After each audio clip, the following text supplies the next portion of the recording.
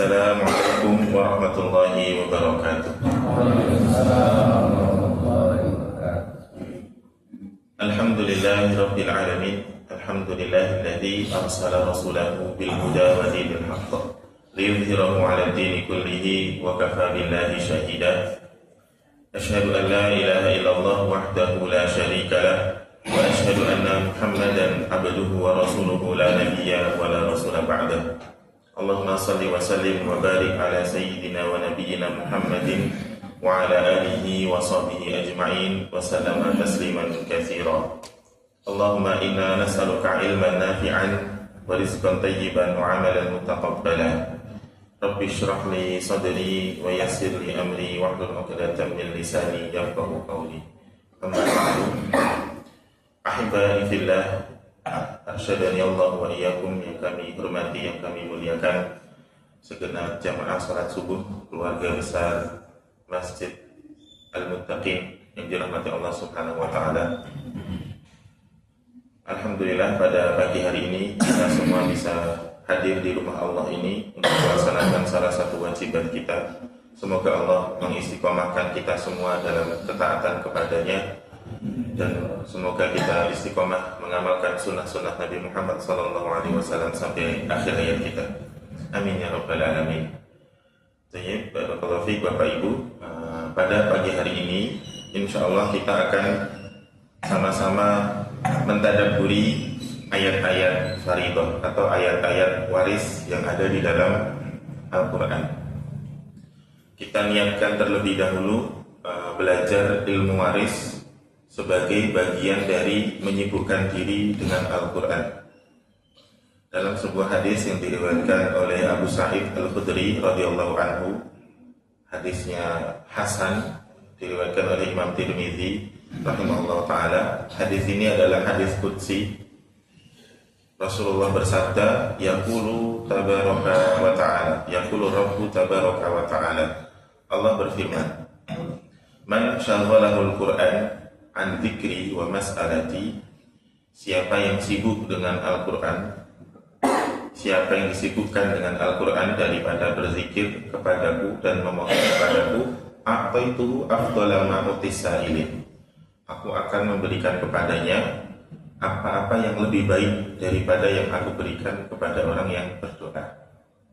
Wa fadlu kalamillahi ala sairil kalam ka fadlillahi ala khalqi, dan keutamaan firman Allah dibandingkan ucapan-ucapan selainnya adalah seperti keutamaan Allah dibanding makhluknya. Dari hadis ini kita bisa memotivasi diri kita untuk menyibukkan diri kita dengan aktivitas Qur'ani, baik membacanya atau menghafalnya ala dhahri qulubina, menghafal di atas hati kita, atau membaca tafsirnya, mempelajari tafsirnya, mentadabburinya, bahkan mengamalkannya. Semoga kesibukan kita dengan Al-Quran itu tidak hanya menjadikan kita fasih dalam tilawah, tapi juga fasih dalam perilaku. Ada orang-orang itu yang fasih membaca wa aqimus salata wa atuz zakah, semua hurufnya dibaca sesuai makhraj dan sifatnya. Tapi kalau ditanya sudah bayar zakat atau belum, padahal hartanya sudah haul, sudah nisab, belum mau mengeluarkan zakatnya. Jadi dia fasihnya fasih tilawah. Tapi ada orang yang membaca masih terbata-bata, wa aqimus salata wa atuz zakata, alif lam syamsiahnya telat, ya, matobinya masih dibaca. Tapi ketika datang ajakan untuk sedekah, untuk membayar zakat dan seterusnya, cepat sekali dia mengeluarkan hartanya di jalan Allah, itu cepat sekali. Ini orang yang fasih secara perilaku. Nah, kita memohon kepada Allah supaya fasih kedua-duanya, sibuk dengan Al-Quran, fasih tilawahnya, fasih perilakunya. Amin ya rabbal alamin. Kemudian kita niatkan mempelajari ilmu waris Islam sebagai bentuk mengamalkan Al-Fatihah ayat yang ke-5, ihdinas siratal mustaqim. Ke-6, mohon maaf. Bismillahirrahmanirrahim. Kok saya jadi lupa ya Bapak Ibu ya? Bismillahirrahmanirrahim. Iya, ayat yang ke-6. Ihdinas siratal mustaqim. Terjemahnya di dalam Quran Depang itu bimbinglah kami ke jalan yang lurus. Ini terjemahnya. Maknanya secara tafsir ihdina itu mengandung 4 hal. Ihdina itu kalau diterjemahkan dalam bahasa Arab mengandung 4 unsur. Yang pertama, dullana ila siratil mustaqim. Tunjukkan kami kepada jalan yang lurus, yaitu kepada agama Islam. Islam yang mana? Islam yang dibawa oleh Nabi Muhammad SAW. Setelah itu, wasluk bina fihi. Wasluk bina fihi. Tuntun kami di atasnya. Setelah ditunjukkan ini Islam. Oh, saya sudah Muslim. KTP saya Islam. Maka tuntunlah kami di atasnya. Menjalankan Islam butuh tuntunan. Maka dituntun dengan Quran, dituntun dengan Sunnah. Nanti penjelasannya disampaikan oleh para alim, para ulama rahimahumullah ta'ala. Namanya dituntun itu tidak bisa ngebut. Kita nuntun anak itu slowly, pelan-pelan ya Pak. Kecepatannya mengikuti kecepatan anak. Ya, kalaupun agak cepat, tidak mungkin secepat kita. Maka menjalani tuntunan itu pun bertahap, pelan-pelan. Adwamuha wa inqala, sedikit-sedikit tapi tekun. Kita memohon kepada Allah setelah menjadi seorang muslim, kita sanggup mengamalkan Islam itu secara bertahap, kontinu, istiqomah sampai akhir hayat. Wasluk bina fihi. Kemudian unsur yang ketiga dari doa ihdina itu adalah wasabbitna alaihi. Teguhkan kami di atas Islam. Menjadi muslim godaannya sangat banyak. Sangat banyak sekali. Karena setan tidak pernah resign. Katanya sih gitu. Saya belum pernah lihat surat resignnya. Bukan berarti mereka mengajukan ke saya, enggak juga. Dalam artian setan itu istiqomah. Mereka itu lebih istiqomah daripada orang rajin ibadah. Nah, godaan itu banyak sekali. Misalnya seorang muslim sedang berusaha untuk kasbul halal, mencari harta yang halal. Nanti datang godaan dari setan. Ini loh lebih besar, lebih menguntungkan.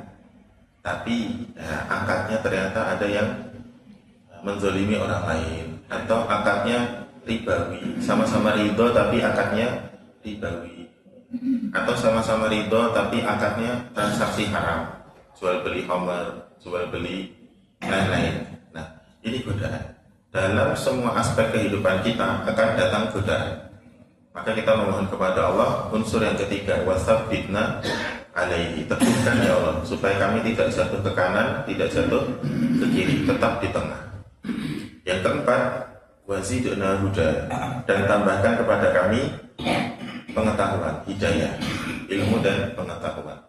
Maka orang yang menginginkan istiqomah di atas siratal mustaqim, dia perlu 4 unsur ini.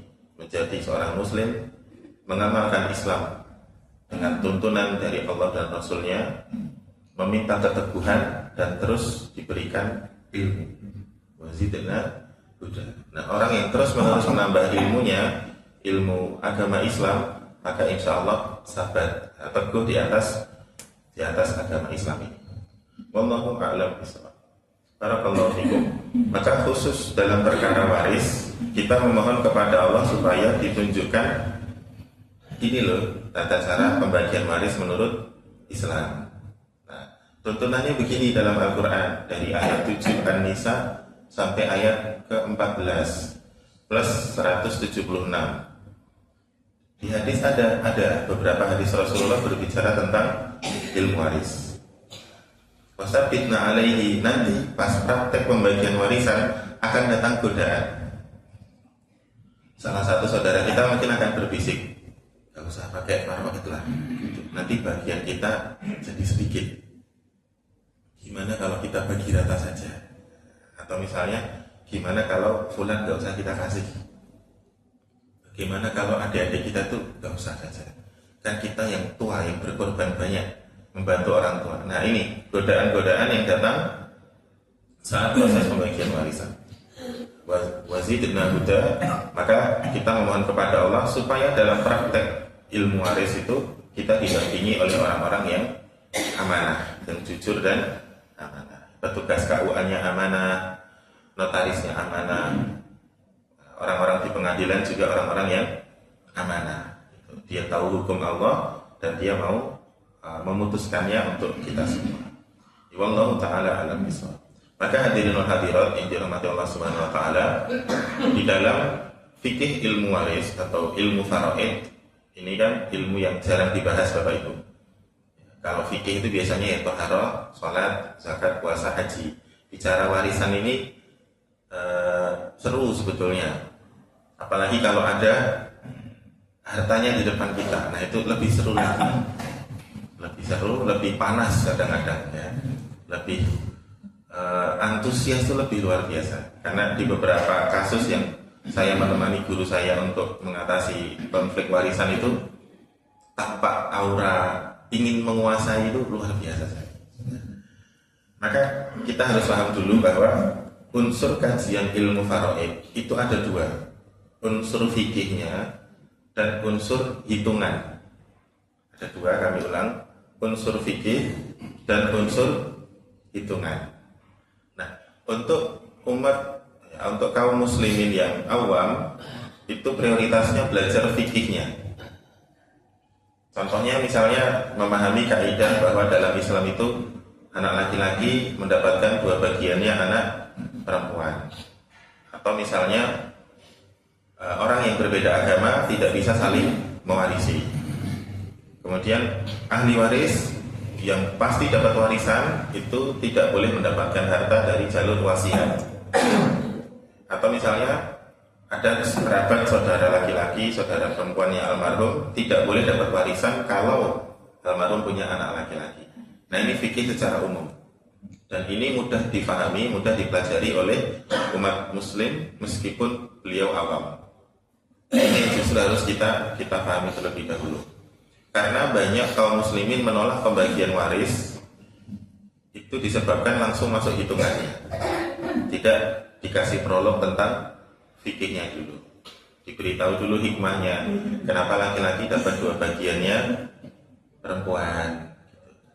Kenapa saudara-saudari gugur haknya karena keberadaan anak laki-laki? Nah, ini perlu dijelaskan sebab-sebab dan mungkin hikmah dari pensyariatan tersebut.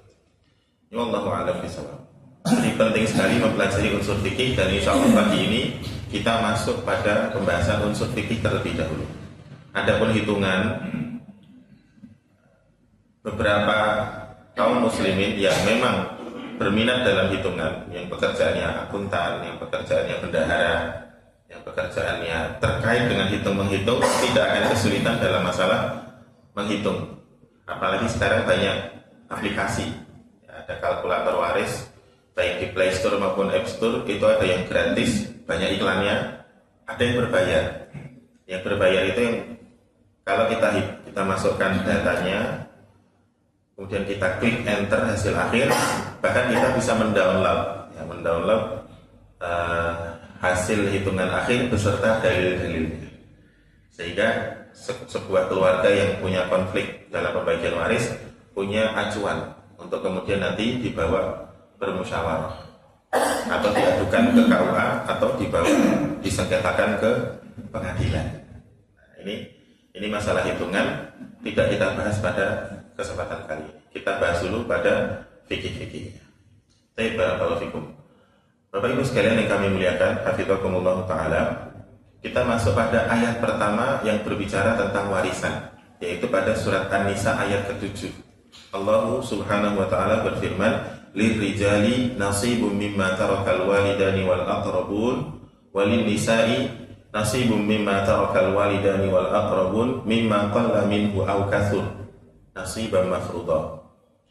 Bagi laki-laki ada hak bagian dari harta peninggalan kedua orang tua dan kerabatnya, dan bagi perempuan ada hak bagian pula dari harta peninggalan kedua orang tua dan kerabatnya, baik peninggalan itu sedikit ataupun banyak menurut bagian yang telah ditetapkan. Surat An-Nisa ayat 7.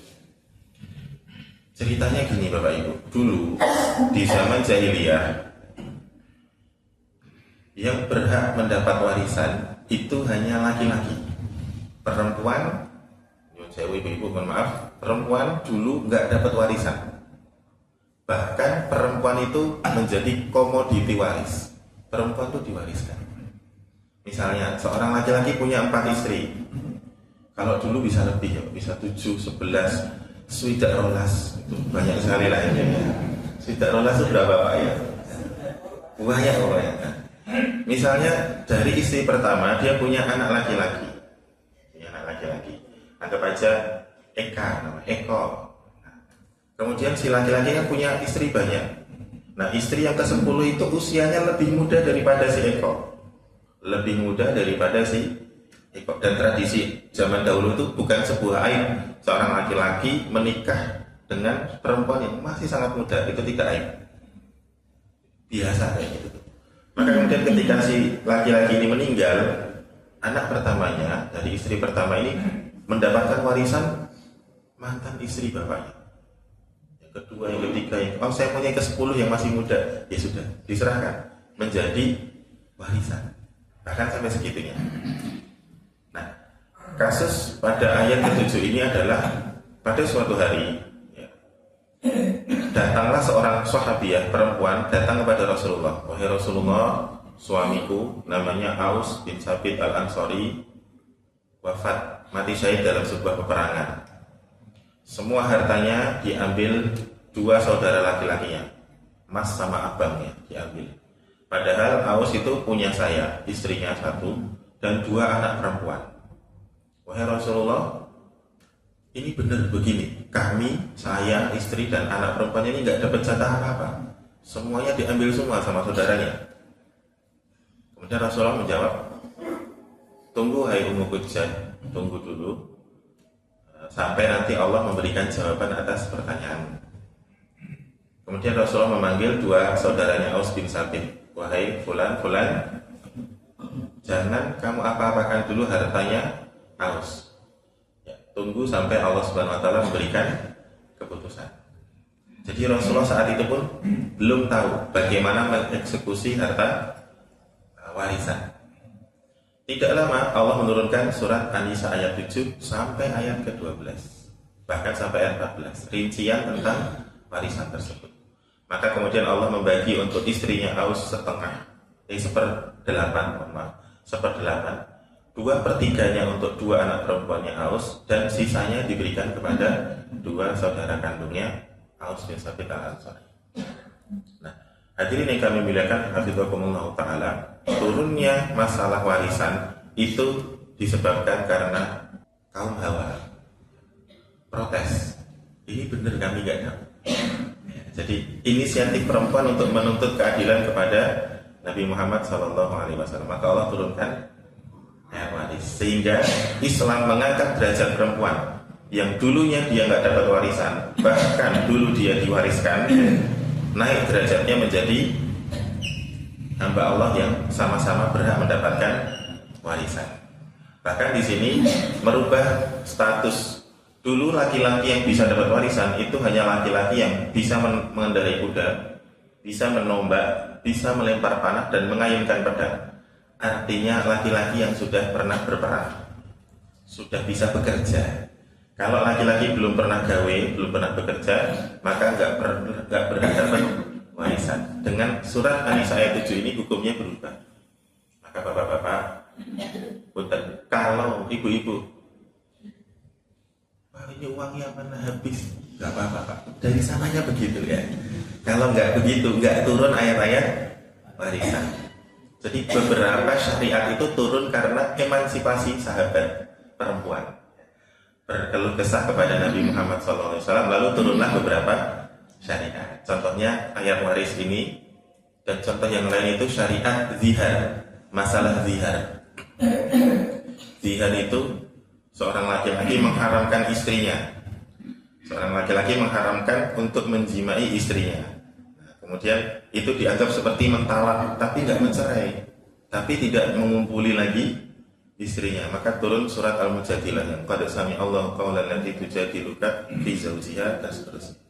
Jadi alhamdulillah kalau di rumah kita itu istri itu banyak kritisnya, banyak protesnya, banyak menuntutnya. Itu menandakan ini ada warisan-warisan kecerdasan dan kasih sayang dari sahabiah Nabi Muhammad Shallallahu Alaihi Wasallam. Karena sebetulnya perempuan itu tabiat utamanya penyayang. Sekiranya tidak karena memperhatikan anak-anak, dia tentu tidak akan menuntut kepada suaminya. Wallahu ta'ala alam. Ibu-ibu oke? Oke Bu ya, alhamdulillah. Saya belain pagi ini Bu ya. Selanjutnya, barakallahu fikum, kita masuk pada sedikit tafsir dari ayat ke-7. Di situ ada lafaz lirijal, bagi laki-laki. Rijal dan rijlun itu mirip-mirip Pak. Rijal itu kita laki-laki, rijlun itu kaki. Jadi laki-laki dan kaki-kaki itu fungsinya sama, menopang. Kaki menopang tubuh kita, laki-laki menopang keluarga, menopang rumah tangga, menopang kehidupan. Maka laki-laki sejati itu ada pada Nabi Muhammad SAW, karena dia menopang keluarganya, dia menopang juga masalah umatnya. Jadi ciri-ciri laki-laki sejati itu siap ditanya, siap dikomplain, siap dicurhati, siap diadukan semua masalah kepadanya. Nah, dikritik dan lain-lain. Nabi Muhammad itu dapat terus itu setiap hari. Tetapi dia menjadi rijal, laki-laki sejati. Ini tafsir secara bahasa. Lirijali nasibun. Nasib itu maknanya adalah takdir, bagian atau takaran di dalam Al-Quran. Jadi bagian tertentu atau takaran tertentu itu bahasa Arabnya nasibun atau takdirun atau faridun. Sama. Kalau kita sedang menjalani kehidupan Pak, nasib. Nah, berarti itu sudah takaran kita. Dagang hari ini untungnya kecil. Nasib. Nah, itu sudah sesuai dengan bahasa Al-Quran.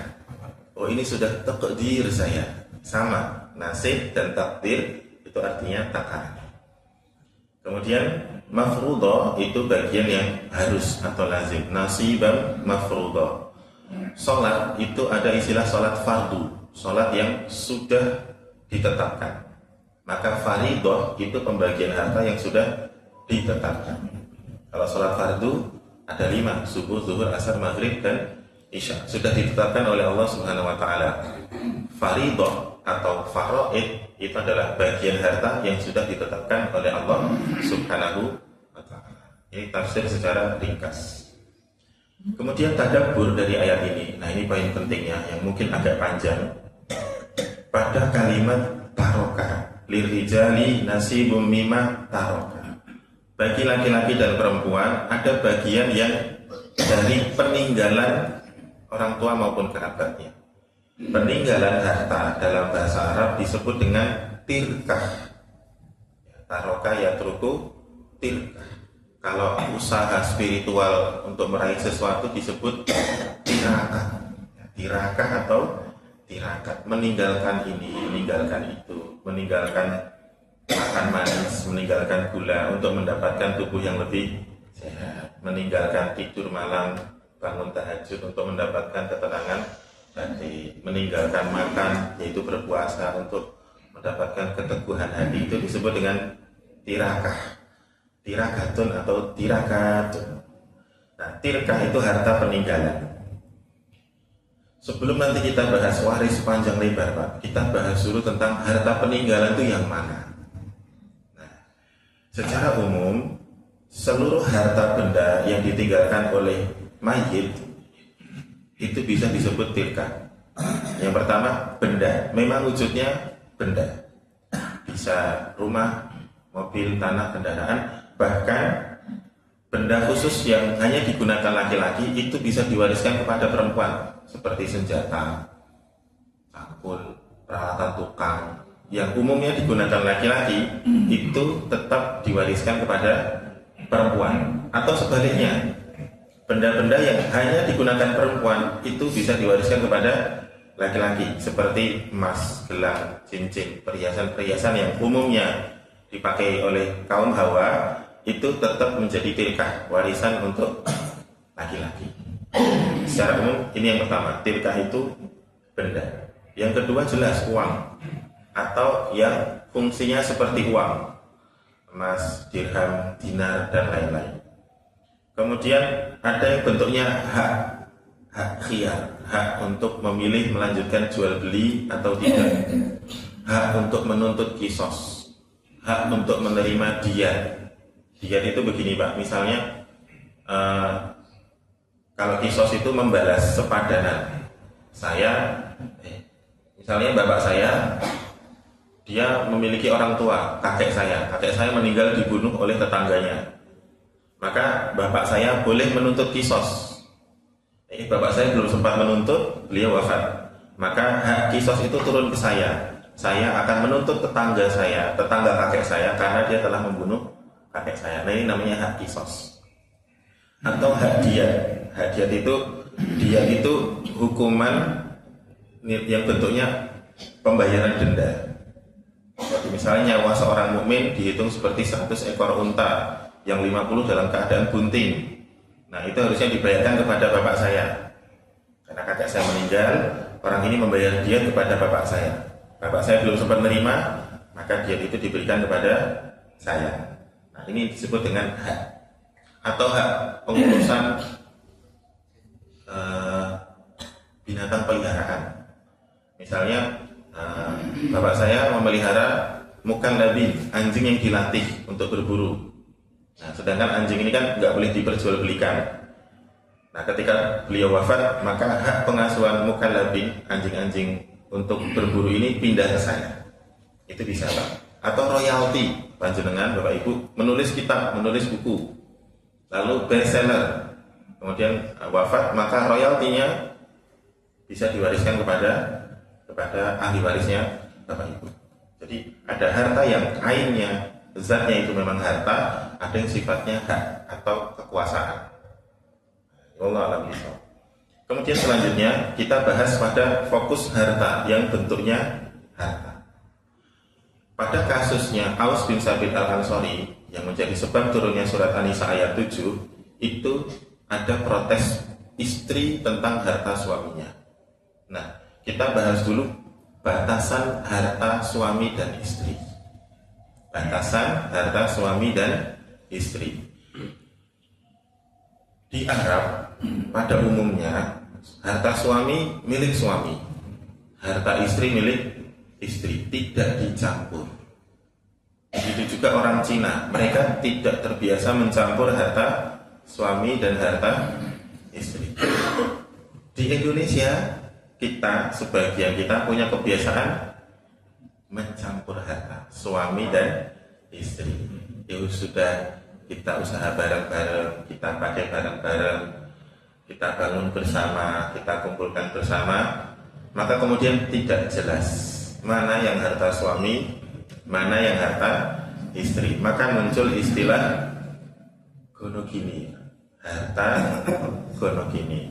Nah, dalam Islam sebetulnya tidak ada gonogini, tapi kemudian menyikapi budaya masyarakat kita, muncul kompilasi hukum Islam pasal 35 Undang-Undang Perkawinan. Ini kita tidak sedang membahas menilai status undang-undangnya ya Pak, tapi ini saya mencoba, ini loh aturan yang ada di negara kita, nanti bisa menjadi acuan. Jadi menurut undang-undang tersebut, harta suami dan istri itu ada tiga hal, tiga jenis. Yang pertama, harta bawaan masing-masing. Sebelum menikah, si laki-laki punya harta, si perempuan punya harta. Kemudian mereka menikah. Setelah pernikahan, harta bawaan masing-masing tetap menjadi miliknya masing-masing.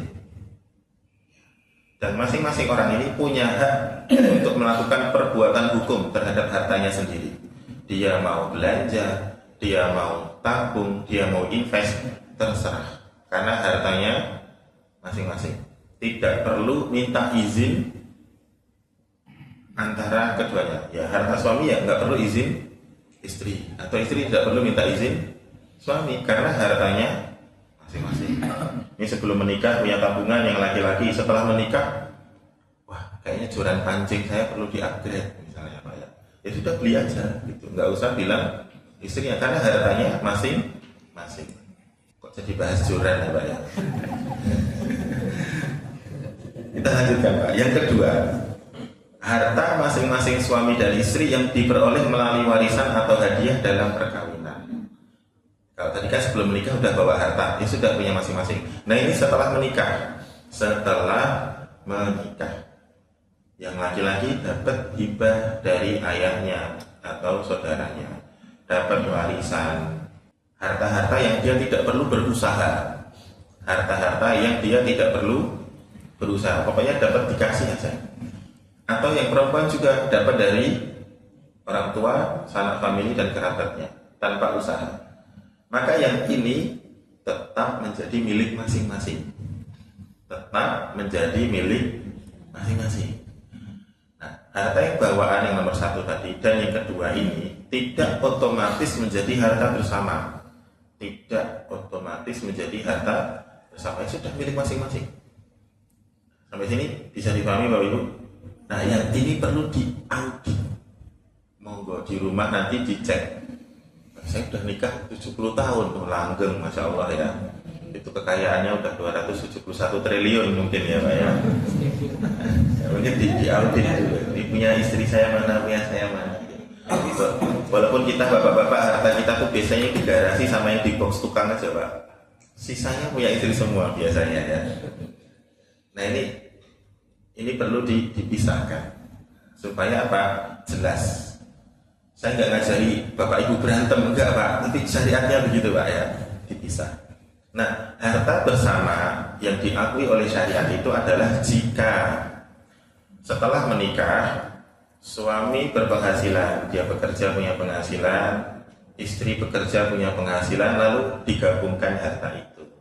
Nah ini yang kemudian dikategorikan harta gonogini.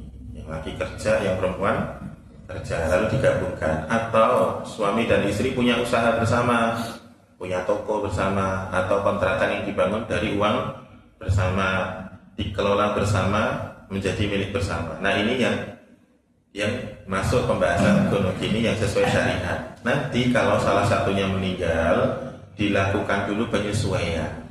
Dulu saham kamu berapa, saham saya berapa. Nah yang ini Pak yang perlu untuk lebih diperhatikan. Ini dalam bahasa fikih disebut mal mustarok, harta bersama. Ya, harta usaha bersama. Tapi yang bawaan sebelum menikah atau yang cuma-cuma setelah menikah itu tetap milik masing-masing. Tapi yang usaha bersama inilah yang kemudian nanti perlu dipisah, dimurnikan. Ketika salah satunya wafat, dipisah dulu. Sahamnya berapa punya suami, berapa punya istri. Wallahu a'lam bishawab. Di sini clear Bapak Ibu? Ya, alhamdulillah. Yang repot nih, nanti muncul pertanyaan, tapi nggak mungkin jangan dijawab sekarang ya Pak. Perempuan yang nggak bekerja keluar, nggak berpenghasilan, yang kerja suaminya aja. Nah itu hartanya punya siapa? Ya punya suami. Gitu. Nanti perempuan, istri punya hak nafkah sebesar kebutuhan dia dan anak-anaknya. Sudah. Jadi misalnya suaminya keluar bekerja berpenghasilan sebulan dapat 150 juta, sedangkan kebutuhan rumah tangganya, istrinya dan anak-anak cuma 10 juta. Ya sudah, maka yang 140 juta itu ya punya suami. Tenang Bu, sabar Bu.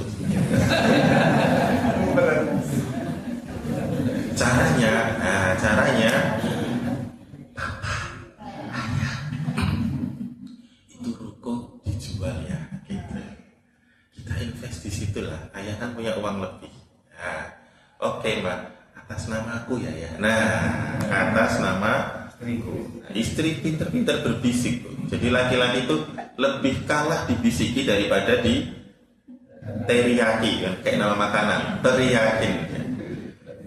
Biasanya kita mudah kalah kalau dibujuk daripada disuruh. Kalau kita dibujuk dihasut tuh takluk. Nah, caranya begitu.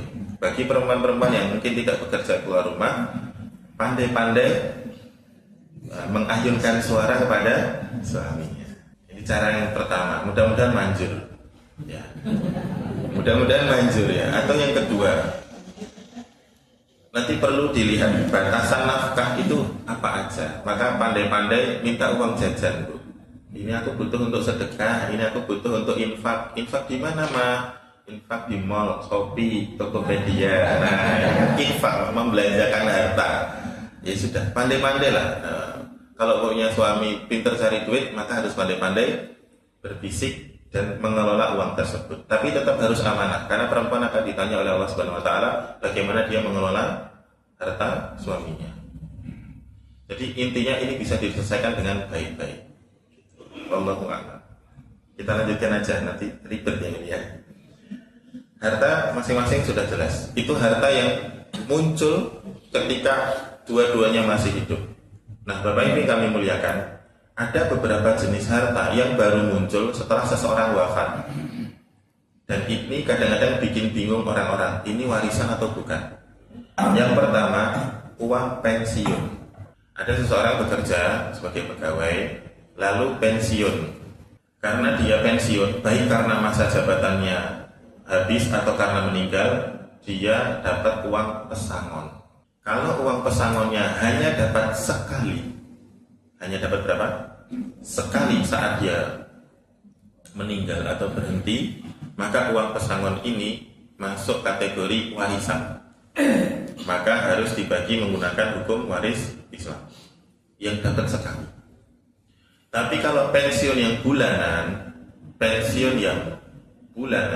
saya PNS, saya meninggal, saya berhenti Pak pensiun, saya masih dapat bulanan, Oktober, November, Desember, Januari meninggal.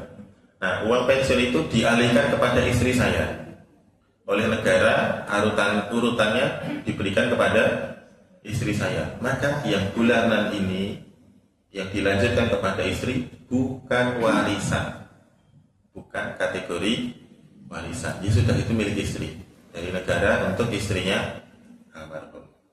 Saya ulangi, kalau uang pensiun yang sifatnya pesangon sekali dapat itu masuk warisan. Kalau yang berlaku bulanan itu tidak termasuk kategori warisan. Baik, barakallahu fikum. Bisa dipahami ini Bapak Ibu? Pensiunnya masih dapat, masih diusahakan. Kita bukan ini Pak, kita pengusaha Ustaz, nggak ada pensiun. Oh ya sudah, alhamdulillah. Ya yang mana aja baik Pak, harta dari Allah Subhanahu wa taala. Jadi kalau halal ya tinggal dirinci tadi alurnya dari mana. Itu uang pensiun. Yang kedua, simpanan kematian. Simpanan kematian. Seseorang bekerja, saya bekerja di perusahaan, gaji saya dipotong setiap bulan. Gaji saya dipotong setiap bulan. Nanti kalau saya berhenti bekerja atau saya meninggal dunia, maka uang itu diberikan kepada keluarga saya. Maka uang yang seperti ini dibagi menurut hukum waris. Karena itu sebetulnya adalah usaha saya saat masih hidup. Harusnya saya sebulan dapat 5 juta, karena dipotong uang simpanan kematian cuma dapat 4.900.000, dipotong 100.000 setiap bulan selama 10 tahun misalnya. Nah, ketika saya meninggal dunia, yang sudah terkumpul dari simpanan itu adalah warisan untuk keluarga saya, harus dibagi secara hukum waris. Tidak boleh dikuasai hanya oleh istri saya saja, tidak boleh, atau anak saya saja, itu tidak boleh.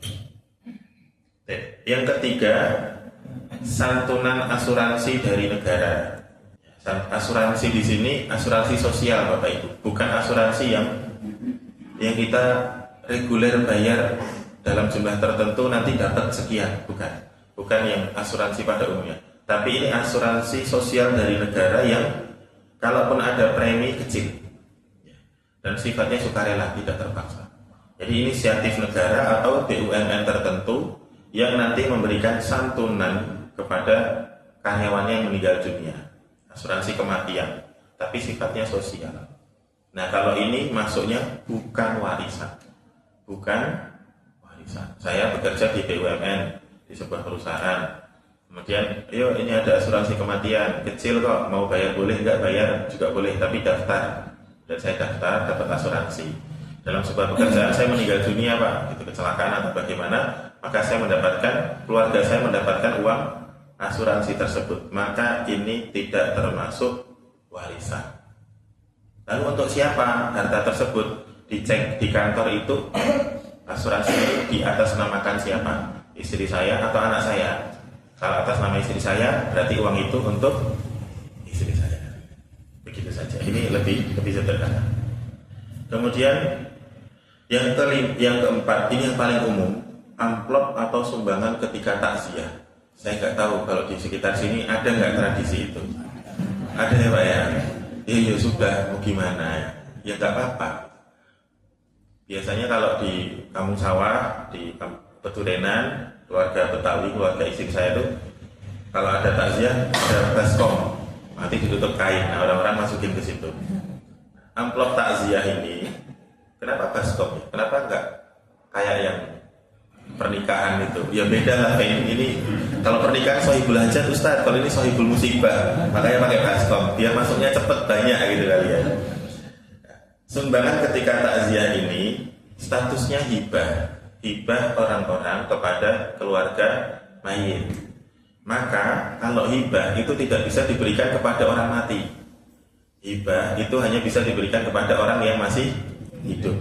Maka status amplop atau sumbangan ketika takziah bukan warisan, bukan termasuk warisan. Ini sudah itu diterima oleh sahibul musibah. Siapa yang paling menderita saat itu? Kalau bapak-bapak meninggal, siapa yang paling menderita? Istrinya Pak. Makanya usianya yang panjang Pak ya, barokah itu. Walaupun kita diomelin tiap hari, sebetulnya mereka sayang Pak gitu. Kalau kita meninggal sedih juga istri kita itu. Atau sebaliknya, kalau yang meninggal istri, amplop itu untuk siapa? Ntar buat nikah lagi loh Bu. Gimana ya? Ya untuk suaminya. Kalau masih ada suaminya ya untuk suaminya. Kalau nggak ada suaminya sudah meninggal duluan, ya untuk anak-anaknya. Bagaimana pembagiannya? Bebas, karena bukan termasuk warisan. Clear sampai sini Bapak Ibu? Baik, kami lanjutkan sedikit. Lalu bagaimana dengan harta yang haram? Harta yang haram. Karena gini, harta haram itu ada beberapa jenis. Yang pertama, harta yang memang zatnya haram, nggak ada manfaatnya, seperti hewan babi, khamr, alat musik, dan lain sebagainya. Nah, harta-harta ini berpindah kemanapun tetap haram, tidak berubah hukumnya.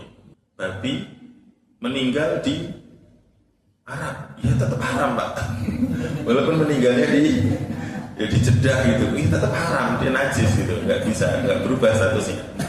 Gitu. Atau khamr dibawa ke kota Mekah, itu tetap haram gitu, nggak berubah statusnya meskipun dibawa ke tempat yang mulia suci, nggak bisa. Nah, harta yang seperti ini wajib dibuang, tidak boleh disimpan. Wajib dibuang, tidak boleh disimpan, apalagi dihibahkan, diwariskan, atau diwakafkan ke masjid, nggak boleh. Ya. Hewan babi, homer, alat musik ini kategorinya hewan haram zatiyah, zatnya haram, maka tidak boleh. Ya solusinya dibuang, gitu aja, tidak boleh disimpan.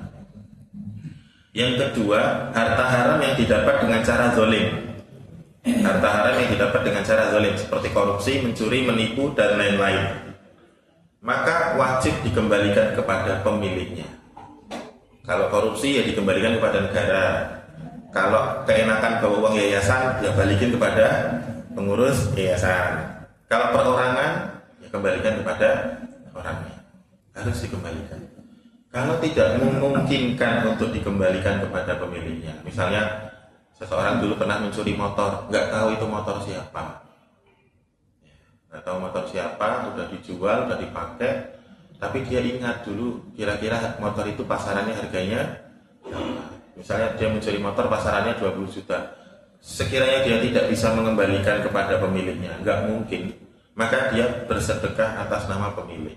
Ya Allah, saya bersedekah 20 juta ini atas nama pemilik motor yang dulu pernah saya curi.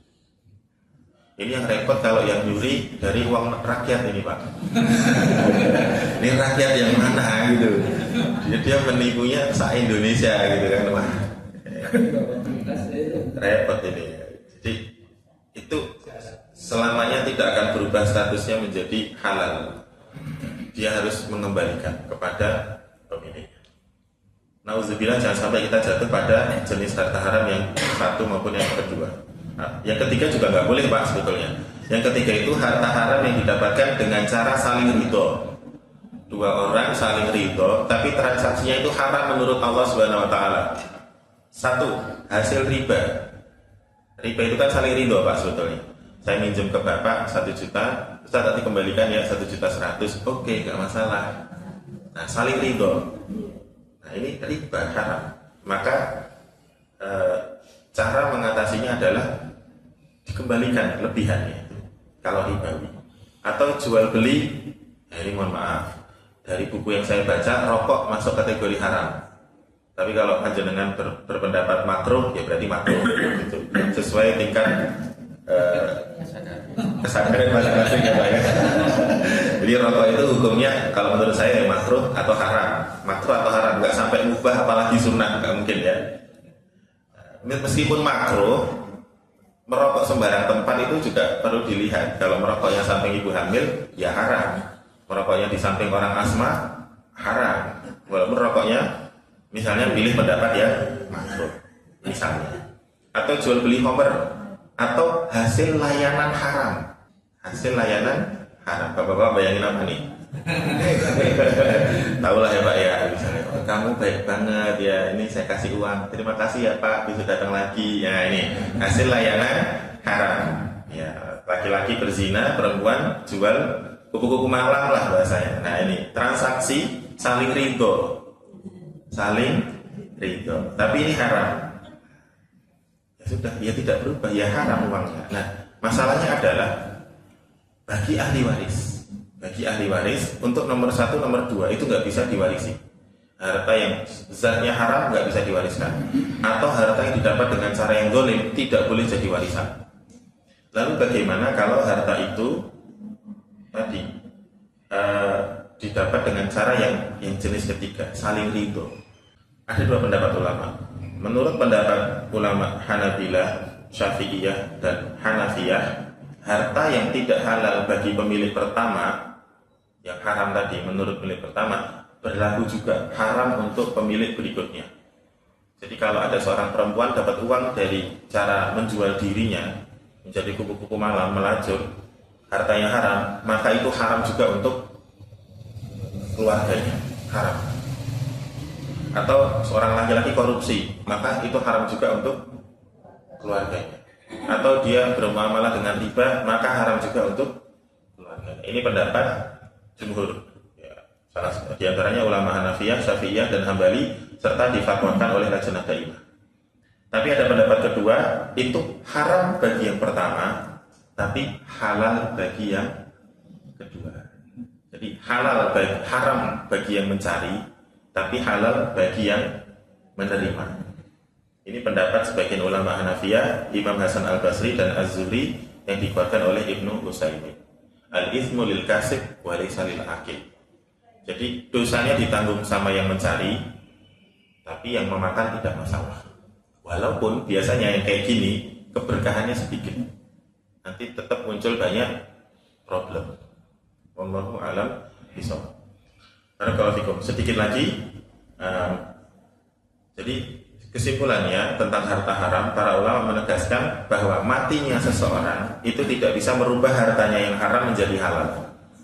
Saya cari harta pakai cara yang haram, kalau saya meninggal ya hartanya tetap haram. Ini yang sejalan dengan logika. Ini yang sejalan dengan logika kita. Maka siapa yang mendapatkan warisan harta sementara dia tidak tahu dari mana si mayit ini dapat hartanya, dari halal atau haram, gak tahu nih, bapak saya carinya dari mana, tapi duitnya banyak, gak tahu halal atau haram, gak tahu sama sekali, gak ada indikator apapun, maka statusnya halal menurut ijma. Halal menurut ijma. Sudah, ahli warisnya bisa tenang Pak. Kalau gak tahu si mayat itu usahanya apa, itu saya jual herbal, daun-daunan, ganja Pak ya. Di Maroko halal Pak gitu. Dia memboikot pengiriman ganja ke Israel Pak gitu. Baik di Indonesia, alangkah indahnya, seindahnya apalagi orang Aceh kayak saya gini kan, kalau halal enak lah tuh gitu. Kalau legal maksudnya. Nah ini, kalau nggak tahu sama sekali itu halal. Tapi kalau si penerima warisan itu ragu berapa nilainya, maka diperkirakan. Kalau dia merasa setengah dari harta warisan ini haram, maka dia harus keluarkan setengah itu. Nggak boleh diterima sebagai warisan. Nanti dikemanain, ya dibawa ke sini aja, ke masjid Al-Mutakin, nanti diserahkan kepada DKM, biar DKM yang urus untuk kemaslahatan umat. Nanti gimana caranya. Tapi misalnya harta warisan itu bisa dikenali. Oh ini deh, kayaknya bapak waktu itu ada transaksi yang dia sebelum hijrah, sebelum taubat itu ada usahanya ini. Oh yang ini setelah hijrah, setelah taubat yang ini. Maka usaha-usaha yang haram yang sebelum hijrah itu dikeluarkan. Sisanya halal untuk ahli warisnya. Untuk nilai keharaman yang sifatnya tadi Pak, yang ribawi tadi, khususnya yang ribawi itu sebaiknya ditinggalkan. Tapi kalau ahli waris banyak tanggungan hutang, mayit itu banyak tanggungan hutang, maka bisa dibayar hutangnya dengan menggunakan harta yang jenis ketiga tadi, yang haram didapatkan dengan cara saling ridho. Haram tapi saling ridho, itu bisa untuk bayar hutangnya mayit terlebih. Wallahu a'lam bishawab. Ini sementara fikih waris dari surat An-Nisa ayat 7. Masih ada ayat 8, 9, 10, 11, 12, 13, 14, 176. To be continue. Semoga bisa dibahas di lain waktu, insyaallah. Sampai sini barakallahu fikum. Ada yang mau ditanyakan barangkali? Waktu dan tempat kami persilakan. Cukup Pak? Alhamdulillah. Mohon maaf untuk segala salah dan kurangnya. Jazakumullah khairan katsiran atas kehadirannya dan menyimak dengan baik. Kita tutup dengan kafaratul majlis. Subhanakallahumma bihamdika asyhadu an la ilaha illa anta astaghfiruka wa atubu ilaik. Wa sallallahu ala sayyidina wa nabiyyina Muhammadin wa ala alihi wa sahbihi ajmain. Walhamdulillahirabbil alamin. Wassalamualaikum warahmatullahi wabarakatuh.